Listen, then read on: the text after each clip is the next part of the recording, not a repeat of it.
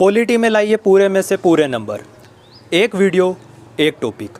राजस्थान लोक सेवा आयोग अर्थात आरपीएससी, भारतीय संविधान का भाग 14, अनुच्छेद 315 से लेके 323, यानी 15 साल की उम्र में अच्छे से पढ़ना शुरू करते हैं, 23 साल की उम्र में बंद कर देते हैं। मजाक कर रहा हूँ साथियों, ताकि आपको याद हो जाए।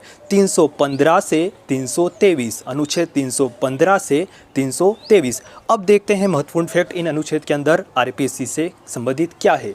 अनुच्छेद 315 एक कहता है कि देश के लिए एक संघ लोक सेवा आयोग होगा, जैसे यूपीएससी है, और हर राज्य के लिए अपना एक लोक सेवा आयोग होगा, जैसे राजस्थान में आरपीएससी है, मध्य प्रदेश में एमपीपीएससी है, ऐसे। लेकिन 315 का ही दूसरा बिंदु कहता है कि अगर 2 या 2 से अधिक राज्य आपस में करार कर ले तो अपना एक संयुक्त लोक सेवा आयोग भी बना सकते हैं। करार वे आपस में सहमति सभी राज्य मिलकर कर लेंगे और अनुमति कौन दे देगा? संसद दे देगा। अब है अनुच्छेद 316। अनुच्छेद 316 संबंधित है आरपीएससी के अध्यक्ष और सदस्य की नियुक्ति और पदावधि से। तो आरपीएससी के सदस्य और अध्यक्ष की नियुक्ति जो है वो राज्यपाल के द्वारा की जाती है, मुख्यमंत्री की सलाह पर। तो राज्यपाल के द्वारा नियुक्ति कर दी जाएगी और वे अध्यक्ष और सदस्य जो अपना त्यागपत्र हैं वो भी किसे देंगे? राज्यपाल को।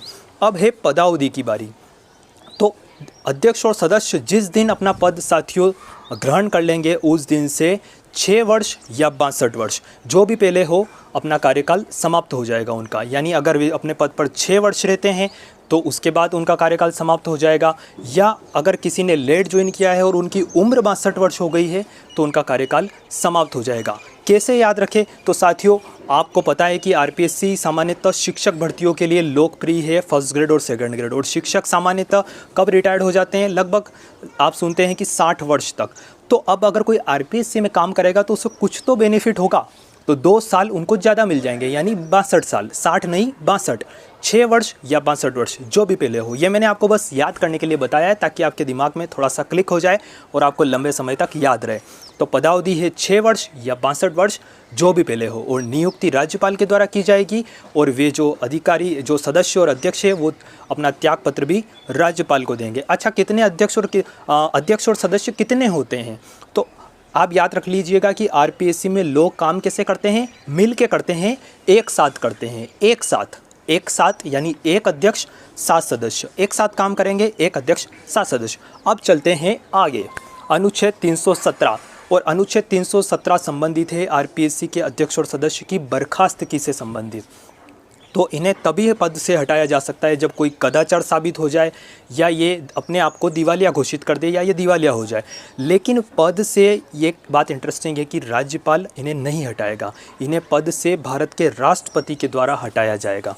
नियुक्ति राज्यपाल करेंगे, ये अपना त्यागपत्र भी राज्यपाल को देंगे, लेकिन पद से हटाने का काम राज्यपाल का नहीं है। आरपीएससी के अध्यक्ष सदस्यों को भारत के राष्ट्रपति के द्वारा ही हटाया जा सकता है।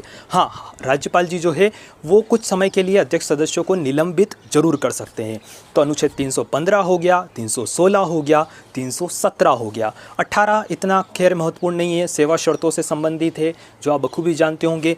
319 अनुच्छेद थोड़ा इंपॉर्टेंट है और ये रिलेटेड है कि अध्यक्ष सदस्यों के कार्यकाल समाप्त होने पर उन पर क्या प्रतिबंध है। तो अध्यक्ष और सदस्य का अगर एक बार कार्यकाल समाप्त हो गया तो वे कोई लाभ का पद धारण नहीं कर सकते। लाभ का पद बोले तो कोई सरकारी नौकरी नहीं कर सकते। तो फिर क्या करेंगे? सरकारी नौकरी नहीं कर सकते तो आरपीएससी के अध्यक्ष और सदस्य किसी अन्य राज्य के लोक सेवा आयोग का अध्यक्ष उनको बनाया जा सकता है, या वे संघ लोक सेवा आयोग जो है, संघ लोक सेवा आयोग के वे अध्यक्ष भी बन सकते हैं और सदस्य भी बन सकते हैं। वापस से सुनिएगा, मान लो अपने यहाँ आरपीएससी में कोई अध्यक्ष है या सदस्य है, तो अब उनका कार्यकाल पूरा हो गया, तो अब क्या होगा?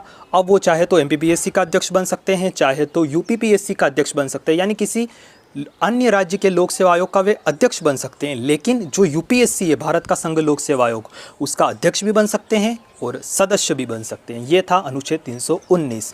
अनुच्छेद 320 जो है वो कर्तव्यों से संबंधित है लोक सेवा आयोगों के। 21 में कर्तव्यों में वृद्धि है, और अनुच्छेद 322 जो है वो आरपीएससी के विस्तार से संबंधित है। अब खैर ये 2-3 जो मैंने बताया अभी ये इतने इंपॉर्टेंट नहीं थे। 323 का एग्जाम में पूछा गया है काफ़ी बार, तो और 323 अनुच्छेद है प्रतिवेदन से संबंधित कि आरपीएससी जो है वो अपना वार्षिक प्रतिवेदन अनुच्छेद 323 के तहत राज्यपाल को सौंपती है। तो साथियों ये ओवरऑल मैंने आरपीएससी के बारे में कुछ शॉर्ट में फैक्ट्स बताए हैं। एक बार मैं आपको वापस से रिवाइज कर देता हूँ। अनुच्छेद 315 एक कहता है कि देश के लिए एक संघ लोक सेवा आयोग और प्रत्येक राज्य के लिए अपना एक लोक सेवा आयोग होगा। और अनुच्छेद 315 का ही 2 क्या कहता है? अनुच्छेद 315 2 कहता है कि अगर राज्य आपस में करार कर ले तो वे अपना संयुक्त लोक सेवा आयोग भी बना सकते हैं। जो सहमति है, जो करार करेंगे सब मिलके वो राज्य आपस में तय कर लेंगे और अनुमति संसद दे देगी। 316 में मैंने नियुक्ति और पदावधि बताई। नियुक्ति राज्यपाल जी करेंगे और पदावधि है 6 वर्ष या 62 वर्ष जो भी पहले हो। एक अध्यक्ष है वर्तमान में और 7 सदस्य होते हैं। उसके बाद 317 में मैंने बता दिया कि नियुक्ति राज्यपाल जी कर देंगे, त्यागपत्र भी राज्यपाल जी ले लेंगे, लेकिन पद से हटाने का काम भारत के राष्ट्रपति करेंगे। 318, 19, 20, 21 ये इतने कुछ खास नहीं थे। 19 का मैंने बता दिया था आपको प्रतिबंध से संबंधित। और 323 में है कि जो प्रतिवेदन है वो आरपीएससी प्रति वर्ष राज्यपाल को अपना वार्षिक प्रतिवेदन सौंपता है। अब जो आरपीएससी है उसकी स्थापना कब हुई थी? आपको बिल्कुल पता होगा कब हुई थी, 20 अगस्त 1949 को।